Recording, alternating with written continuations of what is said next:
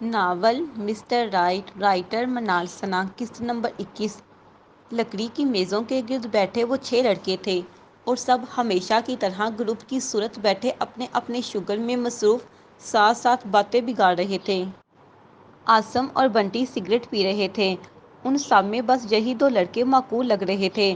یار گھر جاتا ہوں تو بور ہو جاتا ہوں، جن دنوں وہ تھی میں گھر میں رہنا کتنا انجوائے کرتا تھا۔ یہ عاصم کی آواز تھی۔ بنٹی نے ناگواری سے اسے دیکھا۔ اسے سخت ناپسند تھا جب وہ سارا کے متعلق ان سب آوارہ لڑکوں کے درمیان بات کرتا تھا۔ اس کی ناپسندیدگی کا بھی اس نے کوئی اثر نہیں لیا تھا۔ تو میرے یار خوش ہو جا، اب تیرے انجوائے کرنے کے دن پھر سے آ رہے ہیں۔ ٹونی نے سفید کاغذ پاؤڈر ڈال کر اس کو سگریٹ کی شکل میں لپیٹتے ہوئے کہا۔ کیا مطلب؟ اس نے سگریٹ کے کش بھرتے ہوئے پوچھا۔ پچھلے 20-25 دن سے تو یہی آہیں بڑھ رہا ہے کہ وہ تیرا گھر چھوڑ کر ہاسٹل آ گئی ہے۔ تو اس نے تیوری چڑھائی۔ وہ ان سب کے درمیان بیٹھ کر سارا کے متعلق بات بھی کرتا تھا اور ان سب کا سارا کے موضوع پر دلچسپی لینا بھی اسے شدید ناگوار گزرتا تھا۔ تو پچھلے 1 مہینے سے ہی تو کوئی طریقہ ڈھونڈ رہا تھا اسے واپس گھر بلانے کا۔ اس نے مزید کہا، جو اس کی معنی خیز باتوں پر دہن دبا رہا تھا، جبکہ بنٹی ناسمجھی سے اسے دیکھ رہا تھا۔ ہاں ڈھونڈ تو رہا تھا، پر لگتا ہے اس دفعہ میری دال نہیں گلنی، عاصم نے مایوسی سے کہا۔ او تو سمجھ تیری دال گل چکی ہے، اس نے کاغذ کو ناک کے قریب کرتے بتایا۔ جو کے اب بھی سوالیہ نظروں سے اس کی طرف دیکھنے لگے تھے۔ تیرا یار ہے نا؟ اور تم لوگوں کا ٹونی ہے نا تمہارے مسئلے حل کرنے کے لیے؟ اب وہ نتھے پھلا کر پاؤڈر سونگھتے آنکھیں بند کیے بڑی مسرت سے کہہ رہا تھا۔ تو سمجھ ہو گیا تیرا مسئلہ حل؟ کر دیا بندوبست تیری حسینہ کا؟ تیرا کیا لنک ہے اس سے؟ ہمیشہ کی طرح وہ آپے سے باہر ہو گیا تھا۔ بنٹی اب بھی اسے ناگواری سے دیکھ رہا تھا، جس نے خود ہی اس موضوع پر بات شروع کی تھی۔ نہ یار غصہ نہیں کرنا، اس نے نفی میں سر ہلایا۔ چل کر لے غصہ، ویسے بھی جیسے ہی تو میرا کمال سنے گا مجھے بڑے پیار سے گلے لگائے گا۔ یہ کہتے ہی اس نے اپنا شانہ خود ہی تھپتھپایا۔ کیا کمال؟ عاصم نے پینوں تلے سگریٹ مسل کر بمے سکیرے پوچھا۔ او سیم میرے یار، تو چھوڑ ٹونی کو، میں بتاتا ہوں تجھے۔ ٹونی کو مزید سنسنی پھیلانے کے موڈ میں دیکھ کر جو نے مزے لے کر کہنا چاہا، تم نے کہا تھا نا کسی طرح سار، نام نہیں لینا اس کا۔ اس نے اس کا گریبان جا لیا۔ سب سے زیادہ سارا کے متعلق جو ہی بات کرتا تھا، اسے اس کی سارا میں دلچسپی معلوم ہونے لگی تھی۔ تیرا منہ توڑ دوں گا، وہ گرایا تھا۔ اب بتا کیا کیا ہے اس کمینے نے؟ اس نے اس کے گریبان پر گرفت مضبوط کرتے سرد لہجے میں پوچھا۔ وہ کسی بھی وقت اس کا گلا دبانے سے گریز نہیں کرتا۔ جو نے تھوک نکل کر تمیز سے بتانے میں ہی عافیت جانی۔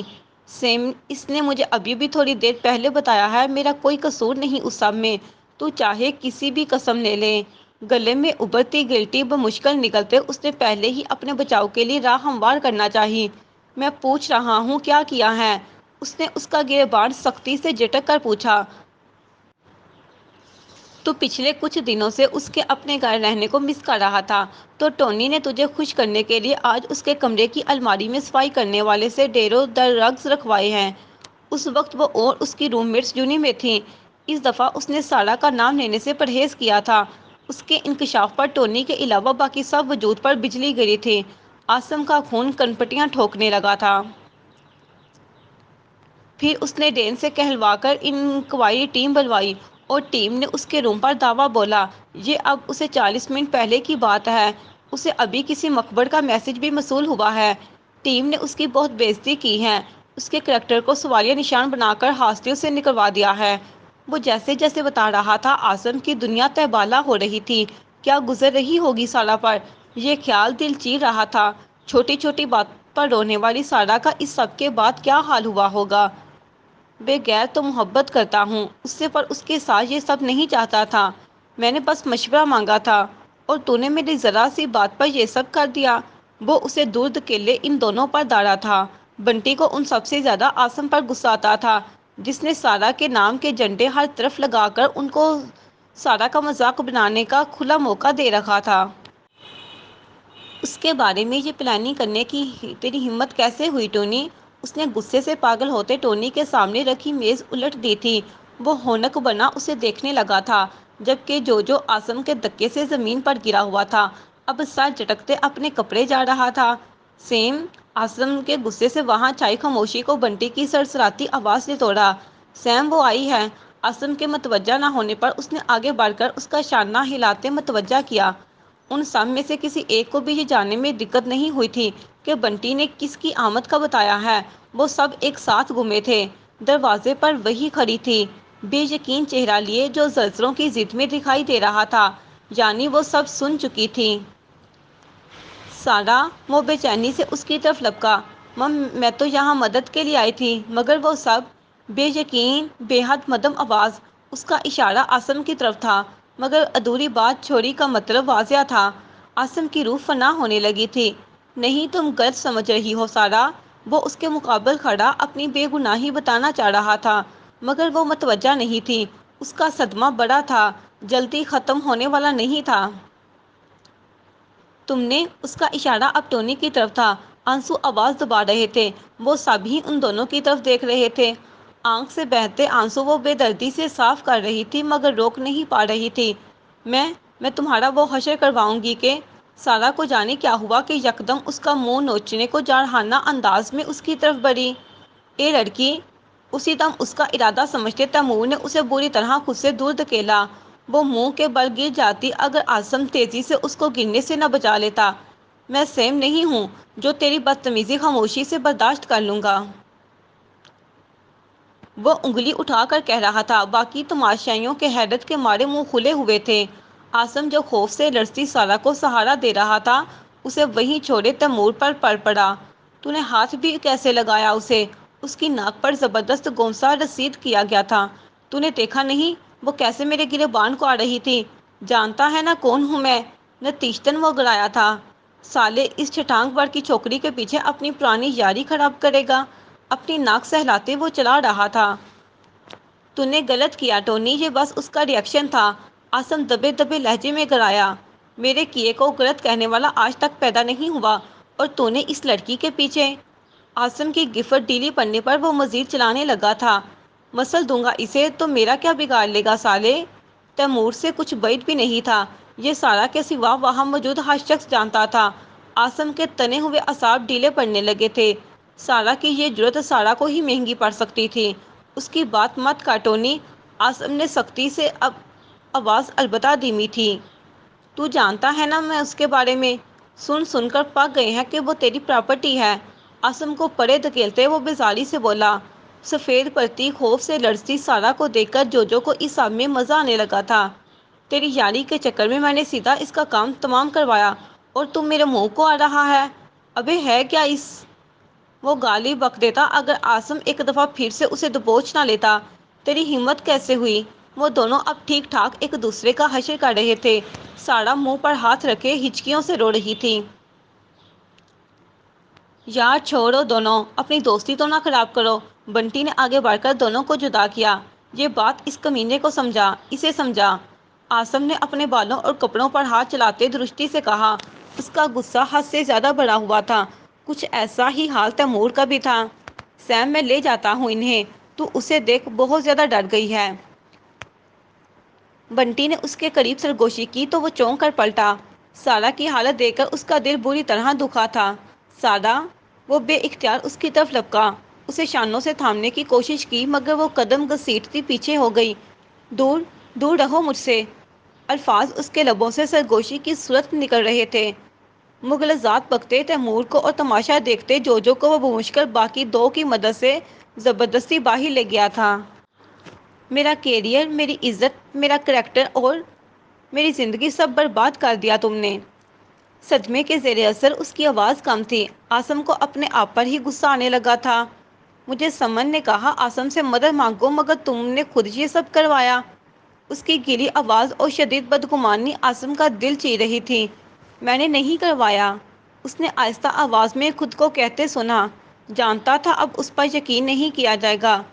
تم اپنے 2 کے آوارہ دوستوں میں بیٹھ کر مجھے ڈسکس کرتے ہو اور مجھ سے محبت کا دعویٰ کرتے ہو۔ خاموشی سے بہتے آنسو وہ ہاتھوں کی پشت سے رگڑتی جا رہی تھی۔ اس کی لینگویج دیکھی تھی وہ کیسے میرے بارے میں بکواس کر رہا تھا۔ انہیں اتنی چھوٹ دی تم نے؟ انہیں میرے معاملات میں انوالو کر دیا تم نے؟ سپاٹ بے حد سرد انداز میں وہ اسے حقیقت کا آئینہ دکھا رہی تھی۔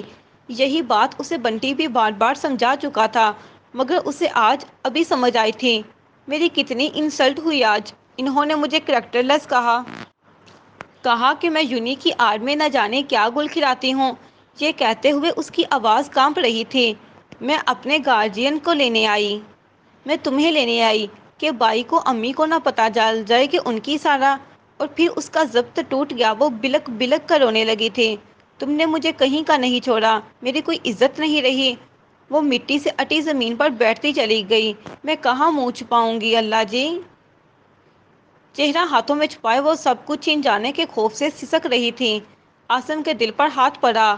ماں اور بائی کی لاڈلی یوں بے آسرا بالکل اچھی نہیں لگ رہی تھی۔ ذرا ذرا سی پریشانی پر ماں کو بلانے والی اب خود پر الزام ماں کو ہی بتانے سے خوفزدہ تھی۔ وہ اس کے پاس آئی تھی، بڑی امید لے کر آئی تھی۔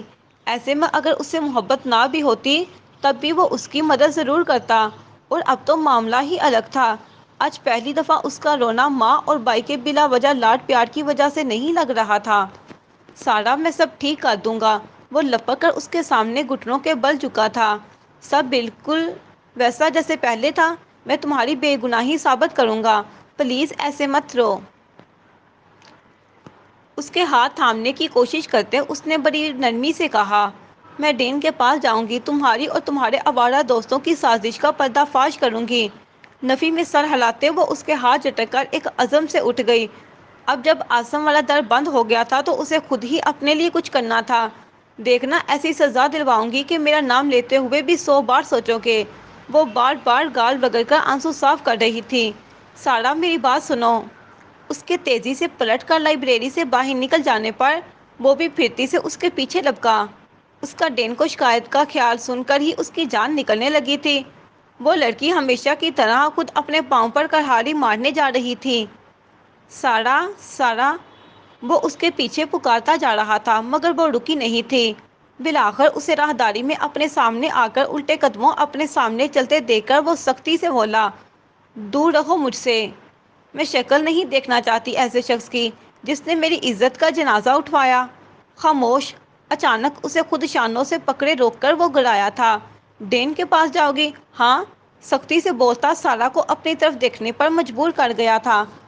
جانتی بھی ہو کہ ڈین کون ہے؟ اس نے سرد لہجے میں پوچھا۔ جس کا ابھی تم نے بے سوچے سمجھے گریبان پکڑا، جانتی ہو وہ کون ہے؟ وہ پہلے سے بھی زیادہ سختی سے پوچھ رہا تھا۔ کوئی بھی ہو، مجھے پرواہ نہیں، بھیگی آواز میں وہ لاپرواہی سے بولی۔ اگر کسی نے اس کا نہیں سوچا تھا تو پھر وہ بھی کیوں کسی کا سوچے؟ پر مجھے پرواہ ہے سارا۔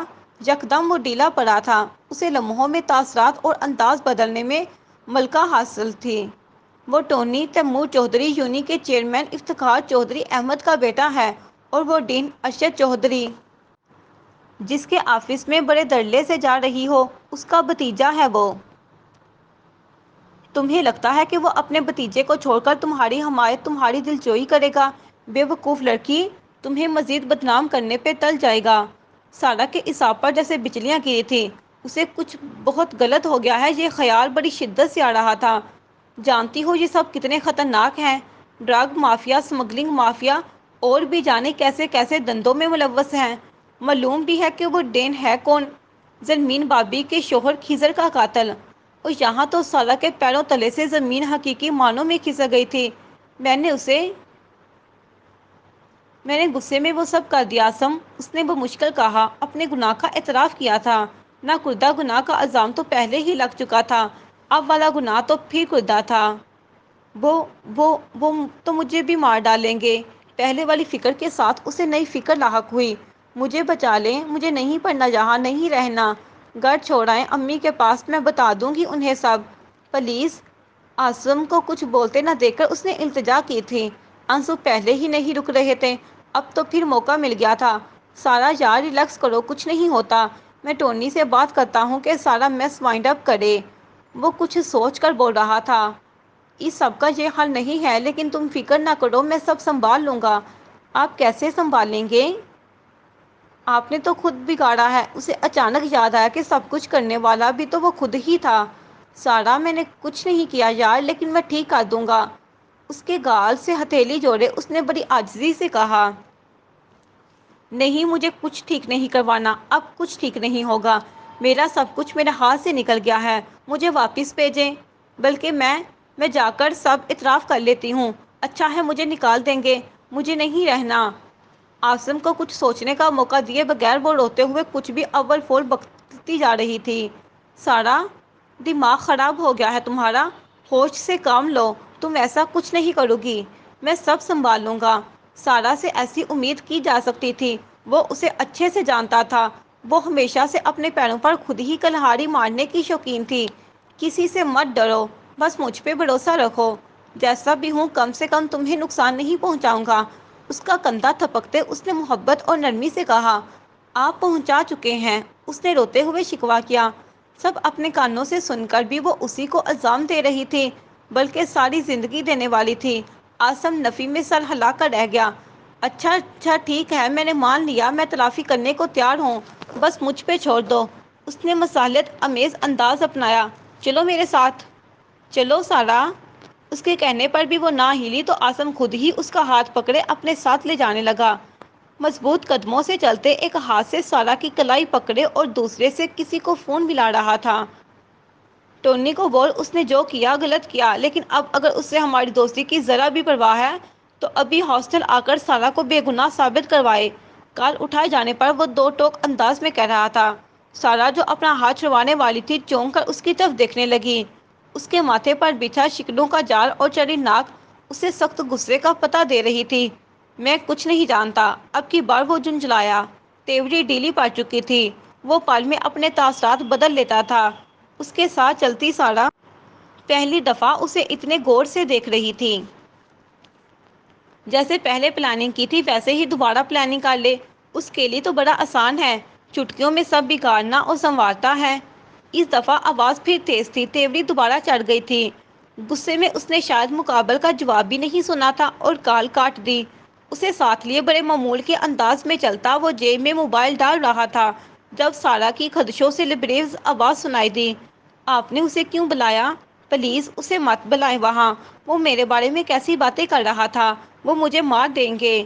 وہ سن کر چونکا تھا، اس کی بات پر نہیں، اس کے عزت سے بات کرنے پر۔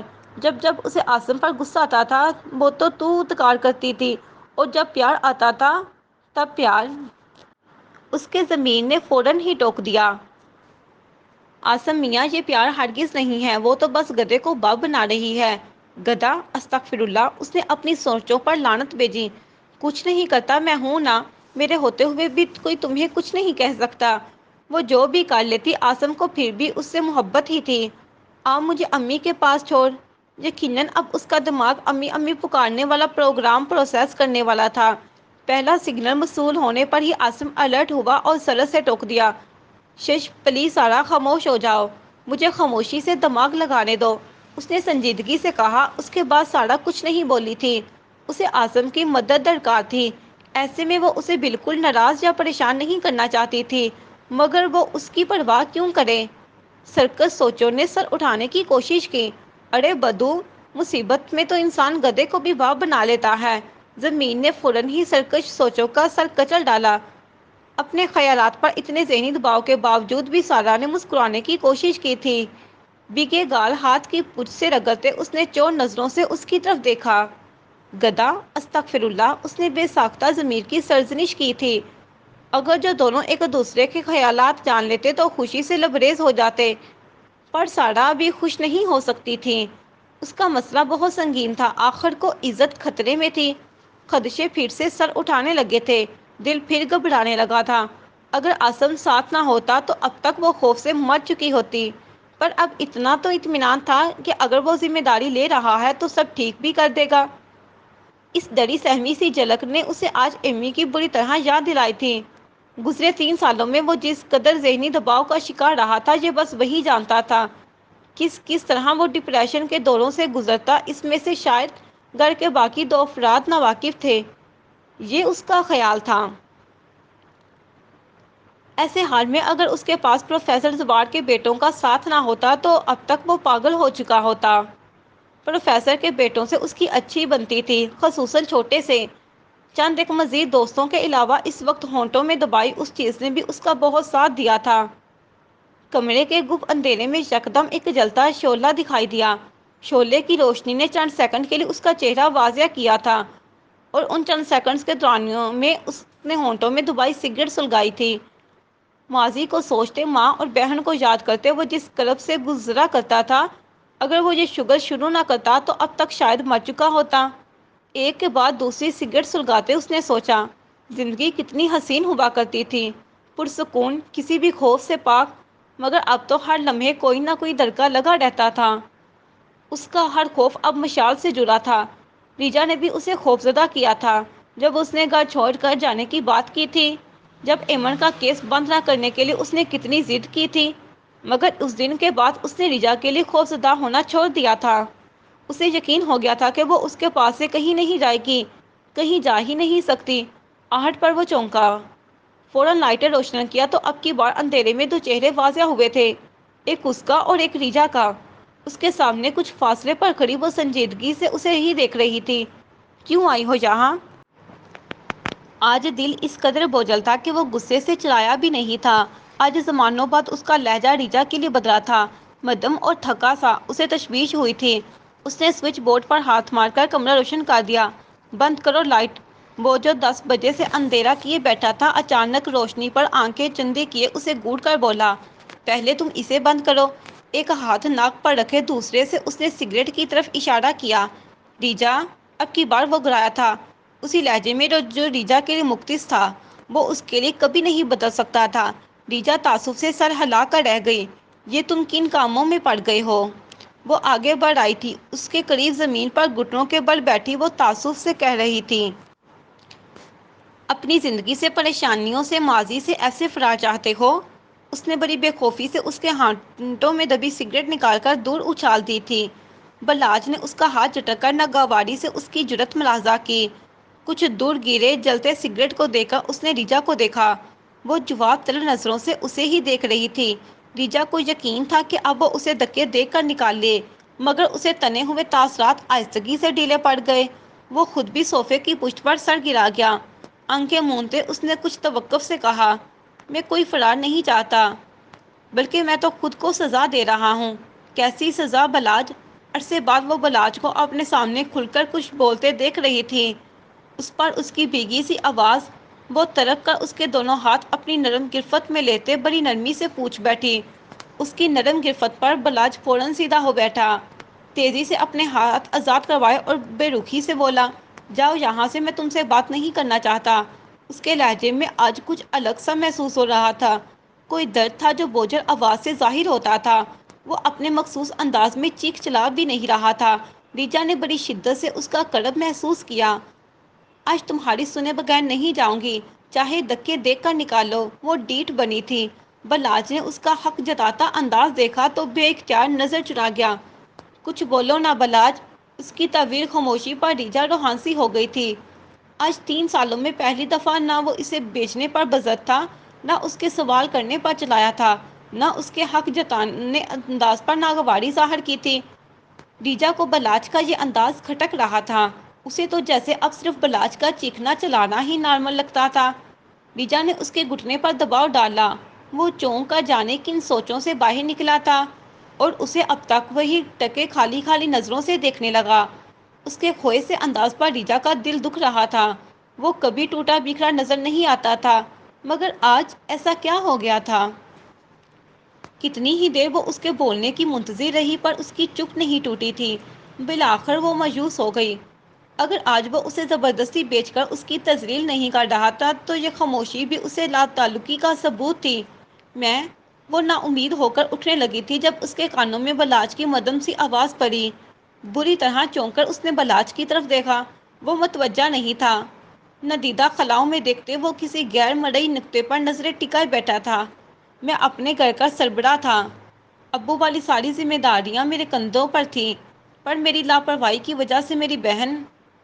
نم ہوتی آواز پر وہ رکی تھی، اور ریجا جو اب تک اس حقیقت کو تسلیم نہیں کر پائی تھی کہ بلاج اسے دل کی بات کر رہا تھا، اس کے رک جانے پر اس نے ترک کر اس کا چہرہ دیکھا، جہاں گہرا ملال تھا، کرب اور تکلیف دہ تاثرات اس کے چہرے پر درج، ریجا کا دل مسل گئے تھے۔ میں اچھا سرپرست نہیں بن سکا، میرے بہن میرے ہاتھوں سے نکل گئی اور میں اس سب سے انجان رہا۔ تم نے امی کو معاف نہیں کیا اب تک؟ اس نے تعصب سے کہا۔ بلاج جیسے متوجہ ہی نہیں تھا۔ تم نے خود کو بھی معاف نہیں کیا، وہ مزید بولی تھی۔ اس نے خالی نظروں سے ریجا کی طرف دیکھا۔ ریجا بے چین ہوئی تھی، وہ کبھی ایسے نظر نہیں آیا تھا جیسے اب ہو گیا تھا۔ اضطرابی کیفیت میں اٹھ کر وہ اس کے ساتھ صوفے پر بیٹھ گئی۔ عرصے بعد اس کے قریب بیٹھی تھی اور اس نے بھی کوئی اعتراض نہیں اٹھایا تھا۔ ریجا کی دلیری میں کچھ اضافہ ہوا تو بڑی خاموشی سے اس کا دایاں ہاتھ اپنے دونوں ہاتھوں میں لے لیا۔ ایک بات کہوں؟ جھک کر اس کی آنکھوں میں دیکھتے نرمی سے پوچھا تھا۔ اس نے کوئی جواب دیا تھا نہ اس کے ہاتھ جھٹکے، بس اسے خاموش نظروں کے حصار میں لیے رکھا۔ ریجا کو خود ہی بولنا پڑا۔ جب انسان کی کبھی اپنی عدالت میں پیشی ہو، جب ضمیر انسان کو مجرم بنا کر ماضی کے کسی واقعے میں کھڑے لا کر دے تو اسے خود کو معاف کر دینا چاہیے۔ بڑی نرمی اور محبت سے وہ اسے سمجھا رہی تھی۔ جب اپنی عدالت میں سزا معافی کا حق تمہارے خود کے پاس موجود ہے تو خود پر رحم کرو، خود کو سزا اور قرار دینے کی بجائے معاف کر دو۔ سمجھداری کی وہ باتیں جو بلاج کو اس سے کرنی چاہیے تھی، کمزور عورت کی حیثیت سے جن کی اسے ضرورت تھی، وہ بلاج کو سمجھا رہی تھی۔ شاید وہ اب واقعی سمجھدار ہو گئی تھی۔ بلاج نے سوچتے ہوئے آرام سے اپنا ہاتھ اس کی گرفت سے نکال لیا۔ امی ہر روز آتی ہے میرے خواب میں، کہتی ہے، روتی ہے تم اسے معاف نہیں کرتے۔ اپنے خالی ہاتھوں کو دیکھتے وہ کافی لمبے وقفے کے بعد بولی تھی۔ بلاج کی خاموشی ہنوز قائم تھی۔ میرے ساتھ اتنا سب ہوا، میں نے کبھی امی کو اس کا قصوروار نہیں ٹھہرایا، نہ ہی کبھی ٹھہراؤں گی، کیونکہ میں اس سے محبت کرتی ہوں۔ محبت میں تو سب خطائیں معاف ہوتی ہیں۔ بلاج کو لگا جیسے وہ سب کچھ اسے جتا رہی تھی۔ جب مجھے اپنی بہت سی غلطیوں کا احساس ہوا، میں نے انہیں تسلیم کیا۔ کتنا عرصہ ان پر پچھتاتی رہی، خود کو کوستی رہی، شکوے کرتی رہی، نتیجتاً پریشان رہی۔ پھر ایک وقت آیا میں نے خود کو اپنی سب کوتاہیوں پر معاف کر دیا، کیونکہ ہر انسان کی طرح میں بھی خود سے محبت کرتی ہوں۔ دیکھو اب میں خوش نہیں تو مطمئن ضرور ہوں۔ اس نے ریجا کو کبھی اتنا سنجیدہ اور عقلمند نہیں پایا تھا۔ شاید وقت نے بلاج کے ساتھ اسے بھی بہت حد تک بدل دیا تھا۔ تم بھی تو میرے ساتھ زیادتیاں کرتے رہے ہو، اب بھی کر رہے ہو۔ تم نے اکیلے کوئی سزا نہیں کاٹی، تم نے ہر سزا میں مجھے اپنے ساتھ شامل رکھا، پر میں نے تو تمہیں بھی معاف کر دیا، آگے بھی کرتی رہوں گی۔ مزید لمبے توقف کے بعد اس نے جتانے کے لیے واضح الفاظ کا استعمال کیا تھا۔ بلاج جو اس کی کچھ لمحے پہلے والی باتوں کے زیر اثر تھا، اس کا دماغ پھر مسلسل منفی سوچوں کی طرح بھٹکنے لگا۔ وہ یہاں اسے سمجھانے نہیں بلکہ اس کے رویے کا شکوہ کرنے آئی تھی۔ تو تم مجھے یہ بتانے آئی ہو کہ تم ظرف میں مجھ سے بری ہو؟ یکدم وہ بگڑ گیا، وہی پرانا مخصوص لہجہ واپس لوٹ آیا تھا۔ یہ اب کبھی نہیں سدھر سکتا۔ ریجا نے گہری سانس خارج کی۔ یہ بات مجھے بتانے کی ضرورت نہیں، کیونکہ میں ظرف میں تم سے بری ہوں یا نہیں، یہ تمہیں خود مجھ سے بہتر معلوم ہے۔ بے حد سنجیدگی سے ٹھنڈا سا طنز کیا گیا تھا۔ بلاج کے ماتھے پر شکنوں کا جال بچھا تھا۔ ابھی بات ظرف کی نہیں ہو رہی بلاج، بات محبت کی ہو رہی ہے۔ اس نے جتایا تھا، جن سے محبت ہوتی ہے ان کی غلطیوں کو معاف کر دینا چاہیے، ان کو سزاؤں سے آزاد کر دینا چاہیے۔ بلاج، یہ ان کے لیے نہیں بلکہ تمہارے خود کے سکون کے لیے ضروری ہے۔ ہمیشہ بلاج کی جلی کٹی سننے والی کو آج اسے بڑوں کی طرح سمجھا رہی تھی۔ وہ واقعی بہت زیادہ بدل چکی تھی۔ تم نے کچھ غلط نہیں کیا بلاج، تمہیں لگتا ہے ایسی لڑکیاں گھروں سے نہیں بھاگتی جن کے باپ زندہ ہوتے ہیں۔ اس نے نرمی سے بلاج کے کندھے پر ہاتھ رکھا۔ کیا ایسی لڑکیوں کے ساتھ زیادتی نہیں ہو جاتی جن کے ایک سے زیادہ بھائی ہوتے ہیں؟ کیا گھروں میں باپ اور بھائیوں کے سائے میں موجود محفوظ لڑکیاں حادثات کا شکار نہیں ہوتی؟ مضبوط انداز میں دلائل دیتی وہ اسے ان حقائق سے روشناس کروا رہی تھی جن پر اس نے کبھی غور نہیں کیا تھا۔ کوئی کسی ملازم کی بربریت کا شکار ہو جاتی ہے تو کوئی کسی رشتہ دار کے جبر اور زبردستی کی بینٹ چڑھ جاتی ہے۔ چند لمحوں کو وہ رکی تھی۔ ہماری امی کی غلطی تو ایک نامحرم غیر شخص پر اعتبار کرنا تھا۔ تھکی ہوئی سانس خارج کر کے جب وہ مزید بولی تو آواز بھیگی ہوئی تھی۔ شاید ایمن کی یاد نے دل دکھا دیا تھا، مگر بیسوں لڑکیاں تو بغیر کسی خطا کے ایسے ظلم کا نشانہ بن جاتی ہیں بلاج۔ پتہ ہے کیوں؟ اس نے آنسو پیتے لہجہ مضبوط بنایا۔ بغیر کوئی حرکت کیے، بغیر کچھ بولے وہ سن رہا تھا۔ یہ ان پر اللہ کی طرف سے آزمائش اترتی ہے، ان کے گھر والوں کا، باپ بھائیوں کا امتحان لیا جاتا ہے، ان کے صبر کا امتحان لیا جاتا ہے، اور امتحان یہ پرکھنے کے لیے لیا جاتا ہے کہ انسان اللہ کے قریب ہوتا ہے یا نہیں۔ یہ آزمائش اسے اللہ کی ذات سے نا امید تو نہیں کر رہی۔ اس نے آگے کو جھک کر اس کی آنکھوں میں جھانکنے کی کوشش کی تھی۔ کچھ لوگ اپنے امتحان میں کامیاب ہو جاتے ہیں اور کچھ تمہاری طرح اللہ سے دور ہو جاتے ہیں، اس سے ناراض ہو جاتے ہیں، مانگنا چھوڑ دیتے ہیں۔ تم خود کو ہی دیکھ لو، اپنے لیے تو کیا مانگنا، تم نے مشی کے لیے بھی کچھ نہیں مانگتے، کوئی دعا نہیں کرتے۔ اللہ سے اس کی حفاظت کی دعائیں مانگنے کی بجائے خود اس کی حفاظت کر رہے ہو، وہ بھی اسے قید کر کے۔ سنجیدگی سے بولتے آخر میں اس کا انداز مذاق اڑاتا تھا۔ بلاج سے یہ طنز برداشت نہیں ہوا تھا۔ سرد سے اس کی طرف دیکھتے باقاعدہ آنکھیں پھیلائے گی، جیسے ریجا کے منہ سے یہ بات سن کر بڑی حیرانگی ہوئی تھی۔ تم یہ کیوں نہیں مان لیتے کہ ایمی کے ساتھ جو ہوا وہ اللہ کی رضا سے ہوا، اور اب مشی کے ساتھ بھی وہی ہوگا جو اللہ چاہے گا؟ تمہارے قید کرنے سے کچھ نہیں ہوگا بلاج۔ اس کی حیرت سے خائف ہوئے بغیر وہ تھکے سے انداز میں بولی تھی۔